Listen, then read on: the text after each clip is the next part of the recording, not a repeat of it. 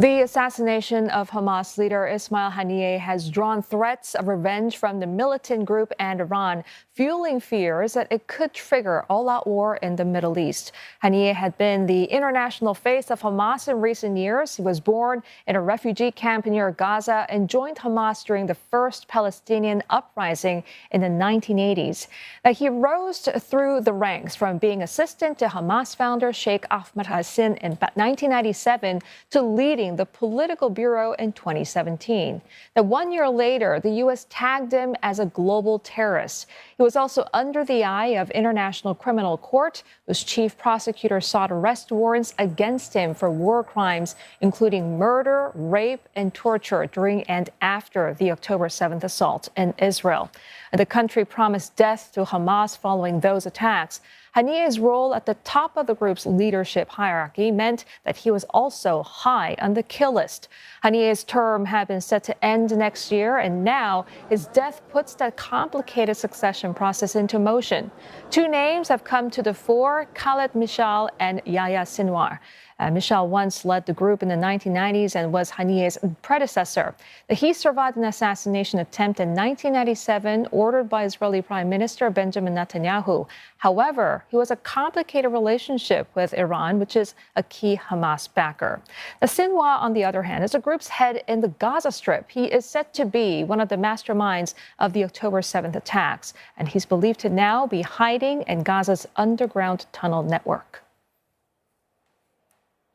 Well, Jonathan Panikoff is director of the Scowcroft Middle East Security Initiative at the Atlantic Council, and he joins us on the show. Jonathan, good to have you back. I want to start with Iran, which we know is embarrassed and has vowed to respond.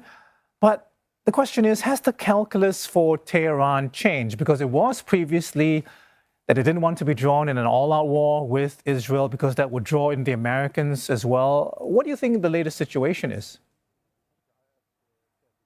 I think that's obviously the biggest question that everybody's asking.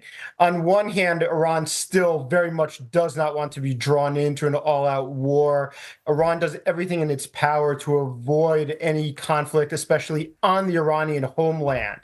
On the other hand, as we saw in April, there's a real concern that Iranian deterrence just is not sufficient enough to prevent these types of Israeli attacks.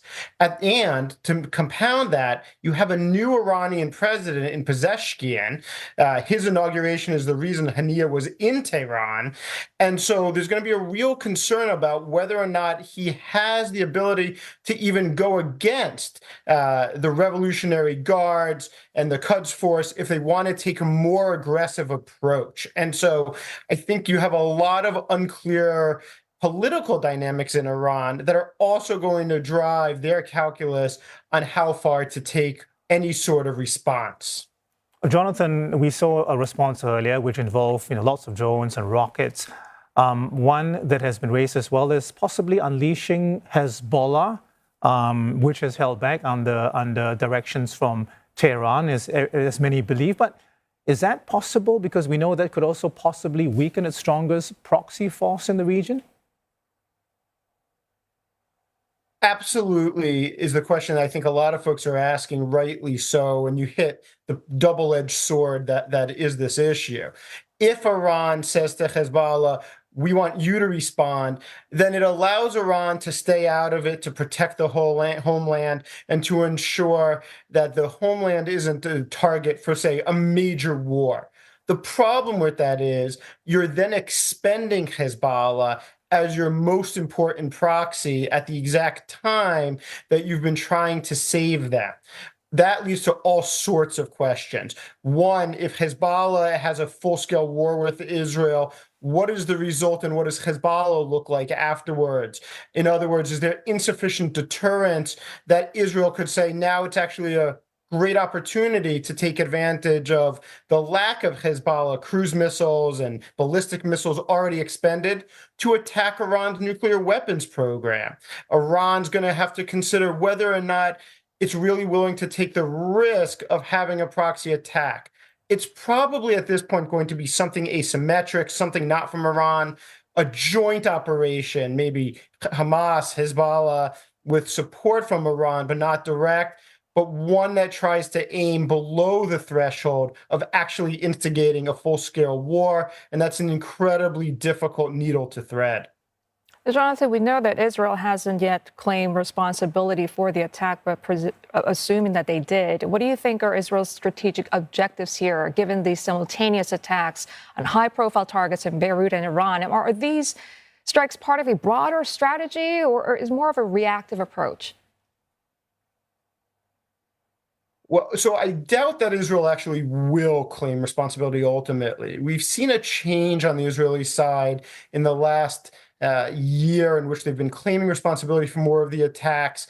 But the reality is their history is to simply not say anything, even if it's widely assumed and suspected that Israel was the responsible party. I think that's certainly true here. The strategy for Israel, assuming that they were the ones responsible, is really twofold. Part of this is about Israel following through on a pledge that it made in the immediate aftermath of October 7th to go after Hamas leadership wherever it was for as long as it takes. We saw this in Beirut back in January. Israel killed Haniyeh's deputy. They're now seeing the death of Haniyeh. Anybody that could have been tied or responsible to October 7th, they're going to continue to go after. The second part of this is really about increasing pressure as much as possible on Hamas that they feel like is under increasing pressure in the Gaza Strip, and now to show that there's going to be continued pressure even for those outside of Gaza. But Jonathan, I mean, it begs the question, why this particular moment? Because Haniyeh was the lead negotiator, and undoubtedly this is going to affect those negotiations directly, even if on a temporary basis. I mean, there is one theory that Netanyahu knows this and actually did this deliberately. Look, it's certainly possible. Netanyahu's very poor domestic political situation and frankly his actions that have delayed reaching a ceasefire deal clearly are the top consideration of some folks. But I also think some of this is about a long history of saying we are not going to allow terrorist leaders, no matter who they are, where they are, to simply keep walking. Most of the time, Haniyeh has been in Doha. That's where he's based. He spent time in Istanbul.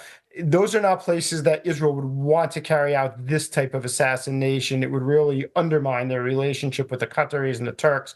It is true he had been in Iran before. This was his third time since October 7th. But I think even there were questions about timing that didn't work. I don't disagree that Netanyahu's priority may not be a hostage deal now. On the other hand, he may feel like having been unable to get Sinwar, trying to get Haniyeh may give him the political room on the right to actually agree to a hostage deal, something you haven't probably heard as much in the sphere, but is being rumored around in Israel right now. We'll have to wait and see ultimately how it comes out, but there's a couple of different angles you can take depending on how generous you want to be toward Netanyahu. All right, Jonathan, unfortunately, we're out of time. We have to leave it there. Thank you very much for talking to us again. Jonathan Panikoff is director at the Scowcroft Middle East Security Initiative at the Atlantic Council.